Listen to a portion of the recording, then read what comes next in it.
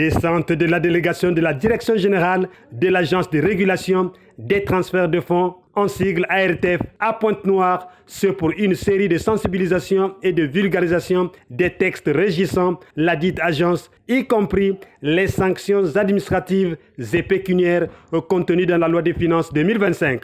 Une communication faite à l'endroit des leaders des communautés étrangères et aux opérateurs économiques œuvrant dans les transferts de fonds. Pointe-Noire, Congo-Brazzaville. L'ARTF dans sa communication verticale. L'Inde et la Chine ouvrent le bal. Oui, après l'année 2024 qui a été consacrée à la communication, sensibilisation et vulgarisation de façon horizontale de la nouvelle réglementation de textes régissant l'Agence de régulation des transferts de fonds au Congo-Brazzaville, l'ARTF, en cette année 2025, a mis les bouchées doubles en optant sur une série de communications verticales où le leader, l'ambassadeur et le consul sont informés de ce que peut advenir aux membres de leur communauté exerçant dans le transfert de fonds si ceux-ci enfreignent à la loi. Pour le cas précis, il s'agit de la loi des finances 2025 en ses articles 13 et 13 bis nouveaux qui disposent des critères que l'agent économique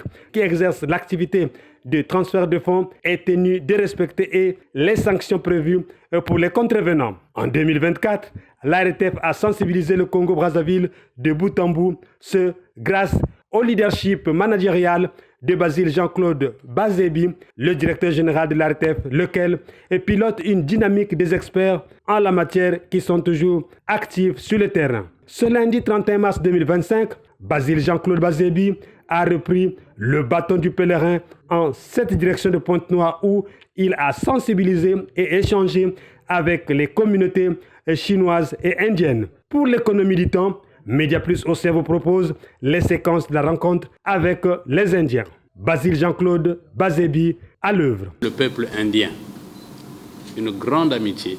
La preuve, il y a l'ambassade qui est là à Brazzaville, il y a la communauté qui est à Pointe-Noire. Et donc c'est pour faire que les choses puissent se passer normalement et correctement. C'est ça le vivre ensemble.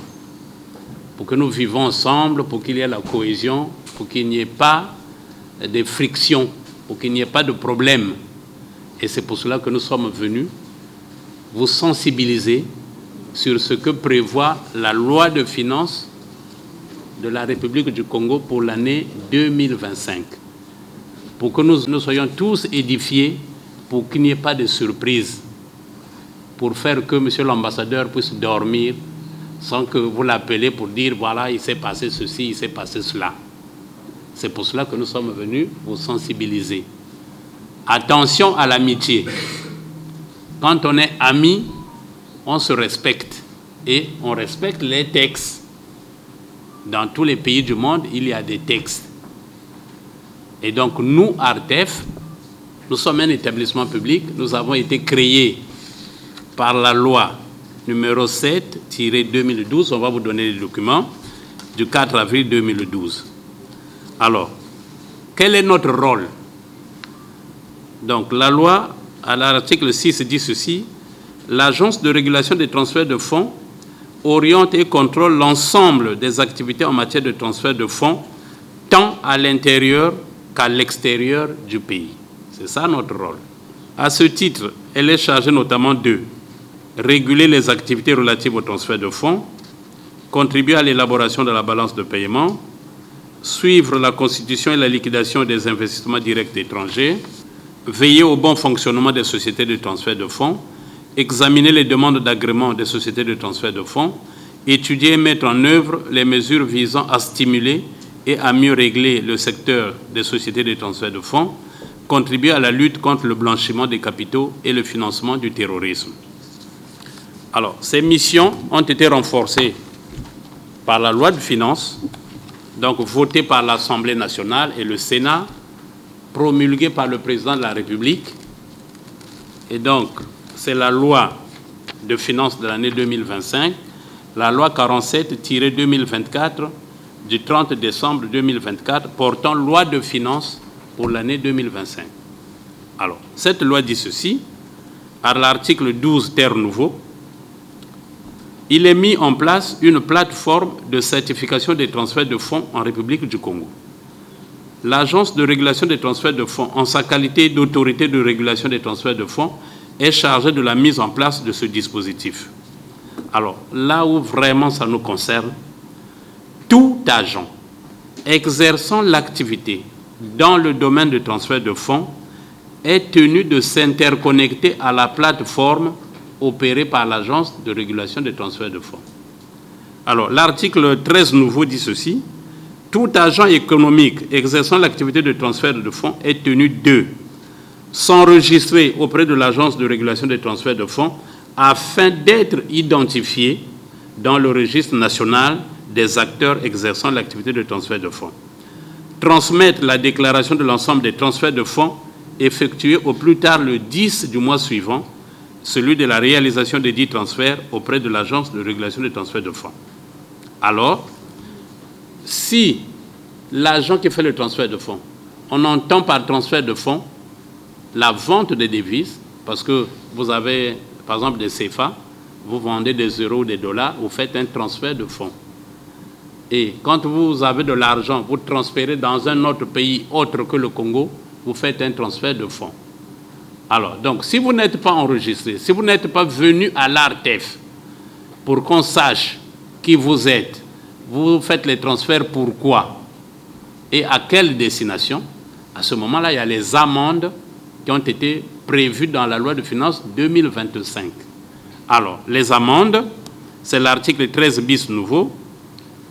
Les agents économiques non enregistrés et ou opérateurs clandestins contrevenant aux obligations annoncées à l'article 13 sont passibles de sanctions administratives et pécuniaires ci-après. Une amende de 20 millions de francs CFA pour tout agent non enregistré exerçant l'activité de transfert de fonds sans autorisation. Une amende de 50 millions de francs CFA pour tout agent exerçant l'activité de transfert de fonds en tant qu'opérateur clandestin. Une amende de 40 millions de francs pour tout agent qui aura transmis des informations inexactes, erronées ou frauduleuses. Une amende de 50 millions de francs CFA pour tout agent qui aura contrevenu ou aura tenté de contrevenir, soit en ne respectant pas les procédures prescrites ou les formalités exigées lors de l'enregistrement. Tout dirigeant de nationalité étrangère d'une structure exerçant l'activité de transfert de fonds sans autorisation perd le droit d'exercer cette activité de manière définitive. Ça signifie que vous êtes en train d'exercer. Les services de l'État qui seront mobilisés arrivent chez vous et vous attrapent en flagrant délit. À ce moment-là, on vous dit, bon, monsieur, vous êtes bien gentil, mais durant toute votre vie, vous n'allez plus exercer l'activité de transfert de fonds. C'est cela que ça signifie. En dehors de ces sanctions, il est prévu la fermeture de la structure lieu du délit. Supposons que vous ayez une entreprise ou une boutique ou un magasin. On est venu vous trouver en flagrant délit dans votre magasin. Non seulement on prend l'argent qui est mis en compte, les fonds qui sont mis en cause, mais on ferme aussi votre magasin. Et la saisie, justement, des sommes que vous fraudez, vous êtes en train de faire les transferts de fonds, on saisit ces sommes, on les dépose au trésor public. Bon, pour les agents économiques enregistrés, opérateurs formels contrevenant aux obligations annoncées à l'article 13, sont passibles de sanctions administratives et pécuniaires ci-après. Une amende de 20 millions de francs CFA pour tout agent qui aura transmis des informations inexactes. Ça signifie que j'ai fait par exemple 10 transferts de fonds, je ne déclare que 3 ou 4 amendes. Une amende de 50% des montants en cause assortie d'un avertissement pour tout agent exerçant l'activité de transfert de fonds qui ne déclare pas l'ensemble des transferts de fonds effectués mensuellement ou qui aura transmis des informations inexactes, erronées ou frauduleuses. Une amende de 10 millions de francs CFA pour tout retard dans la transmission des déclarations de transfert de fonds. Le dirigeant de nationalité étrangère d'une structure exerçant l'activité de transfert de fonds sans autorisation perd le droit d'exercer cette activité de manière définitive. C'est ce que je venais de dire. Une amende de 70 millions de francs CFA pour tout recours à des actes susceptibles d'être qualifiés de faux et usage de faux dans le cadre des obligations incombant aux agents économiques exerçant l'activité de transfert de fonds au sens de la présente loi. Voilà pourquoi nous sommes venus vous sensibiliser. Monsieur le Président de la République, vous connaissez ce qu'il dit, son discours nous sommes un pays de paix. Nous sommes des peuples frères. Et donc, il faut que nous soyons dans des conditions de vivre ensemble. Et vivre ensemble, c'est respecter les textes. C'est ça le vivre ensemble. Le dialogue, c'est ce que nous sommes en train de faire. Il faut dialoguer, il faut sensibiliser. C'est ce que nous faisons. Pour que nous nous comprenions. Comme ça, le jour où les services de l'État vont se déployer, qu'il n'y ait plus des agents économiques qui vont dire « Ah non, moi je n'étais pas au courant. Ah non, qu'est-ce qu'ils font? Ah non, non. » C'est pour cela que nous sensibilisons, nous dialoguons. Pour que nous puissions renforcer ce vivre ensemble. Vous êtes les opérateurs économiques. Nous, nous sommes l'agence de régulation. On est des partenaires, on n'est pas des ennemis. Et on ne fait pas des affaires en se cachant. Venez à l'ARTEF, on va d'abord vous encadrer, on va vous expliquer ce qu'il faut faire et nous vous suivons. Donc ça ne sert à rien de se cacher. De toutes les façons, tous les services de l'État seront mobilisés pour faire appliquer cette loi. Comme qui dirait, message bien reçu, le représentant des Indiens, Suresh Dassani, approuve. Je tiens à remercier le directeur général et les membres de la société ARTF pour ce partenariat fructueux et innovant avec les partenaires de la communauté indienne. En conclusion, permettez-moi de renouveler les expressions et de ma gratitude envers chacun d'entre vous. Merci beaucoup, monsieur le directeur général.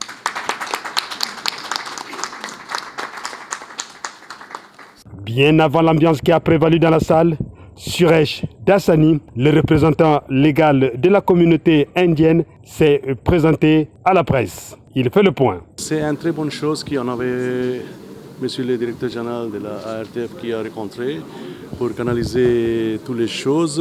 Il ne faut pas frauder et puis il faut respecter les lois du pays et ce qui est important pour tout le monde aujourd'hui. C'est ça qui nous sensible aussi également et puis pour qu'on respecte les lois du pays.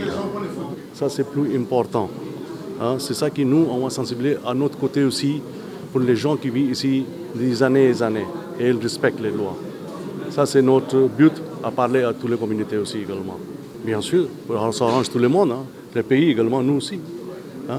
Aujourd'hui, nous on a envie de faire le commerce ici avec le système, avec les lois et puis c'est tout. Et puis il faut qu'on continue avec ça. Le partenariat avec les pays Congo et l'Inde aussi.